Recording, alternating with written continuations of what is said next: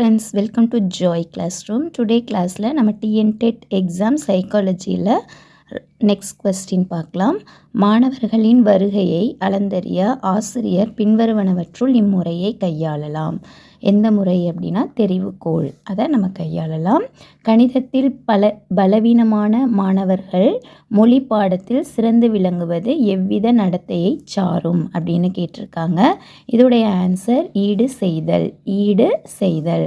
மாணவர் தனது சொந்த பிரச்சனையுடன் உங்களை அணுகினால் உங்களின் அடிப்படை செயல்பாடு எதுவாக இருக்கும் அப்படின்னு கேட்டிருக்காங்க. ஸோ இதோடைய ஆன்சர் பிரச்சனையின் காரணங்களை பகுத்தாய்தல் அப்படின்னு நம்ம சொல்லலாம். பின்வரும் பெயர்களில் எவர் அணுகுபவர் மைய அறிவுரை பகர்தலை முன்னிறுத்தியவர் அப்படின்னு கேட்டிருக்காங்க. ஸோ இதோடைய ஆன்சர் கார்ல் ரோகர்ஸ் அப்படின்னு நம்ம சொல்லலாம். Carl Rogers.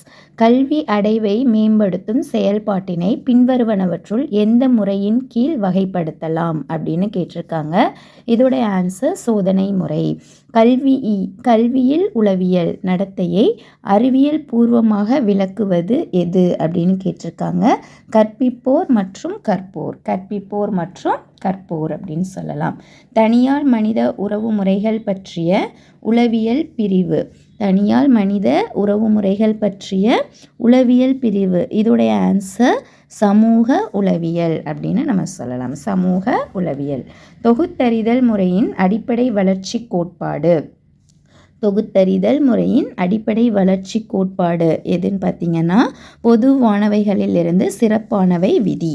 அறிவுசார் வளர்ச்சி படிநிலைகளில் குறியீட்டு சமன்பாடுகளை புரிந்து கொள்ளும் நிலை, இதை நம்ம என்னன்னு சொல்லணும்னா முழு செயல்நிலை அப்படின்னு சொல்லலாம். பார்வை வழி கற்கும் மாணவரை நீ சந்திக்க நேர்ந்தால் பின்வருவனவற்றுள் எந்தவித கற்றல் முறையை அவர்களுக்கு தெரிய செய்வீர் அப்படின்னு கேட்டிருக்காங்க. ஸோ இதோடைய ஆன்சர் கருத்து படங்கள்.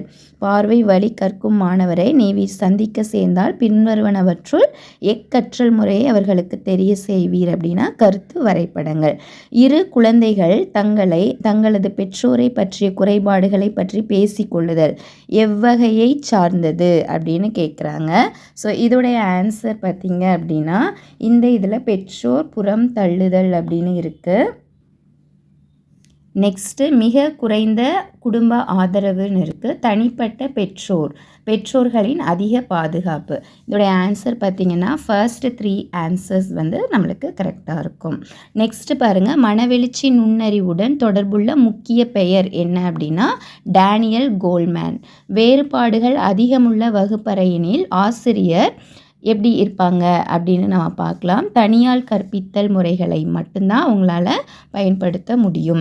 கற்றல் வளைகோடு எதனை வெளிக்காட்டுகிறது அப்படின்னா கற்போரின் வளர்நிலையை குறிக்கிறது. That's all.